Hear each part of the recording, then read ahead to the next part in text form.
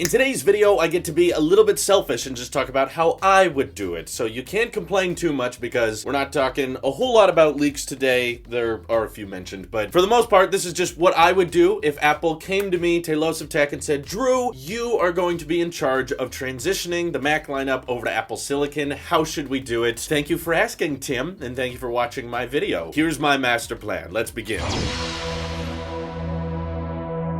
Alright, so obviously Apple talked about doing their own new brand of in-house processors, okay? This is a new family of chips. That means the first Apple Silicon Macs shouldn't be rocking things like the A12Z chip. They won't be rocking the A14 chip. That's still going to be for iPhones and iPads. I think the MacBooks, which are getting Apple Silicon first, are going to need a new name, a new brand of silicon that has to have a new letter because Apple already has a lot of letters for their own silicon chips. We got the A series, we got the M series, we got the T series, we got the U series for the ultra wideband chip. We've also got the W series for the Apple Watch. We've got the H series. I'm actually going to pick the letter P, and this can stand for all kinds of things you want, whether it's about performance, whether it's about the pros, whether it's about power, you know, any number of things. So since it's the first generation for Apple Silicon and the Mac, I'm going to start out with the P1 chip, okay? It's the new era. We're starting fresh, new letter, new number. Just from the beginning, it's called the P1 chip, and that's going to be shipping in the MacBook Air later this year. I've talked about this in previous videos because there have been some leaks to suggest it, but the more I think about it, the more it makes sense to me. I think the 13-inch MacBook Air should be the first device to get Apple Silicon because it's much more power efficient, and the biggest downside of buying a MacBook Air today is that the processors and the graphics performance of it are pretty mediocre. The big selling point of the MacBook Air is how thin and light and portable it is, so hey, another word with P. P is for portable. But besides that, the idea that you could get like performance that is way better than the iPad Pro even, running macOS Big Sur, so you still got that backwards compatibility, you can still run Final Cut, Logic, and Xcode and that kind of thing, but now you have that extreme performance in a very thermal-friendly design. I'm also going to say that this new MacBook Air design doesn't even need fans, okay? The iPad Pro has insanely good performance without fans, and this has a larger battery pack to work with, so there have been some leaks floating around about this new generation battery pack that's been spotted for the next generation MacBook Air. Makes sense to me that this machine would also start replacing the 13-inch MacBook Pro. A lot of people don't like this when I bring it up because some people are like, well, some people want performance in a smaller form factor. Well, I'm here to tell you the P1 chip is bringing you that. Essentially, with an Apple Silicon MacBook Air, it doesn't make sense to retain two 13-inch MacBooks that are around the same price point anyway, and just one is slightly thicker. My point is that the P1 chip will be able to outperform the 13-inch MacBook Pro currently because it doesn't get dedicated graphics cards anyhow. So Apple's basically just going to merge these two products into one. You get excellent performance, but at the same time, you get excellent portability and lightness and thinness in that design, and that's how Apple's going to kick off Apple Silicon. That's at the end of this year. But there's also been a report that Apple is working on a completely redesigned Apple Silicon-based iMac, which will have an iPad Pro design language, much thinner bezels, and Quo's even saying that the 24-inch version of that iMac could launch by the end of this year, in Q4, and then maybe down the road, Apple will unveil, you know, the bigger 30-inch or 32-inch iMac, but they're not going to be unveiled at the same time, so I'm not sure if I completely believe him there, but for the sake of my argument, I will also say that this first-generation redesigned 24-inch iMac will also be rocking this first-generation P1 chip. I know it's an iMac, so maybe they're able to overclock the P1 chip a little bit more and get better performance out of it, but I think because it's so power efficient, you'll be able to have a very thin, very narrow, clean-looking design that seriously just looks like an iPad Pro blown up and put on a stick. And the other hope I have for this iMac, I know some of you are thinking, wait, why are you putting MacBook processors into the desktop line? Well, I'm hoping that for the sake of simplicity, just like how Apple kind of reuses the A13 chip for the iPhone 11 series and the iPhone SE series, because they don't have too many complexities in these new Apple Silicon-based designs, that can help with cost. Because I like the idea of, you know, a 24-inch iPad on a stick, but also the idea of not having to pay a crazy amount for it. I want the prices to be as close as possible to the current day iMacs, while at the same time having a decent amount of RAM and a decent amount of storage and more configuration options if you want to. So if they put the P1 chip into this 24-inch iMac design, I think that could allow it to still start at under $2,000, in which case you'll have a very gorgeous but still very powerful iMac that doesn't break the bank, and hopefully be able to ship it with a half a terabyte of SSD by default, or maybe even more, because Apple Silicon is going to be a lot cheaper for Apple to use compared to Intel Intel processors and dedicated graphics cards. Anytime Apple Silicon enters the picture, I'm anticipating it to outperform its predecessor, okay? So I think this silicon will be able to kill the Intel processors and AMD graphics cards they're currently shipping in the 21.5-inch iMac. And since they didn't really do much with the 21.5-inch iMac, that's why I somewhat believe the 24-inch iMac coming first rumor, because it seems like that 27-inch iMac got all the updates and all the cool features, so they're gonna wait on refreshing that one, but the smaller one didn't get much, so giving that Apple Silicon first, I can kind of get behind. But that kind of wraps up 2020. Moving into 2021 is when I would say things get really interesting, because I think the first move they should make within the year is introducing that 16-inch MacBook Pro, but now with Apple Silicon. And this, because it's a larger machine with a much bigger battery, and it's not being rebranded to Air or anything like that. It's still a Pro machine. This, similar to the iPad Pro, should get the P1X chip. And this is when Apple starts designing, you know, their own dedicated graphics cards that also work in conjunction with those system on chips. And that can result in a machine that outperforms the current 16-inch MacBook Pro with game-changing performance, which I would be super excited to see, because this means Apple would just be able to go, you know, full force designing a processor that can beat Intel i9s, but at the same time be very, very cool. And on this one, I'm okay with it having fans because it's larger and they probably want to run it at really high clock speed, so it might need some more cooling compared to the iPad Pro, which again can result in really, really good performance without a fan. So now imagine if Apple had fans that could cool down their silicon, then the performance could be even more insane because they don't have to worry so much about overheating. And this thing, of course, could retain the form factor and the size of the current 16-inch MacBook Pro, but hopefully start rocking things like Face ID, which have also been rumored within macOS Big Sur code. Also, I was hoping Face ID could be added to the new iMac design because it's borrowing so much from the iPad Pro. Why not bring over Face ID as well? And because this thing is catered more towards the pros, you don't have to worry about being as cost friendly, and it could still start at around $2,000, but it'll be rocking that next generation biometric. It'll have the great speakers, the great microphones, and still be able to beat any other laptop for its size with its performance gains. And that P1X chip could also be brought over to the 30-inch iMac we've heard about, which now sounds like it's probably not coming until 2021, but I think that this machine, with its larger display and iPad Pro design language, we actually brand this one iMac